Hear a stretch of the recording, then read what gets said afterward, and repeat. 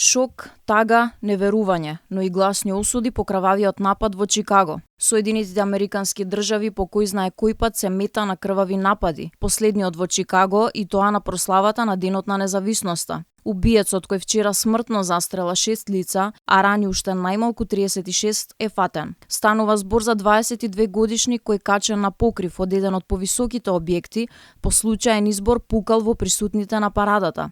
Хаосот траел со часови, а осомничениот самиот им се предал на властите. Потресни се сведоштвата од луѓето кои што со своји очи го виделе масакрот. Тие изјавија дека слушале покотници и околу 200 истрели од огнено оружје.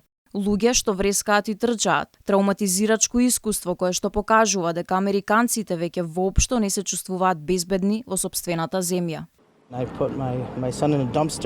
Го ставив син ми во контејнер со своето куче и се вратив да го барам остатокот од моето семејство.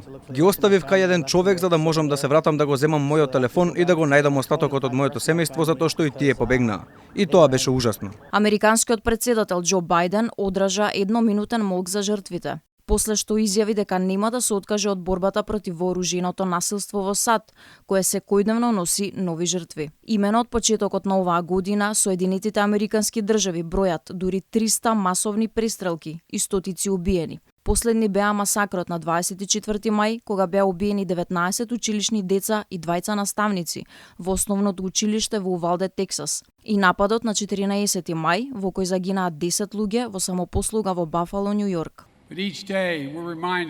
Секој ден се потсетуваме дека нема ништо загарантирано за нашата демократија. Ништо не е загарантирано за нашиот начин на живот. Нема да се откажам од борбата против епидемијата на вооружено насилство.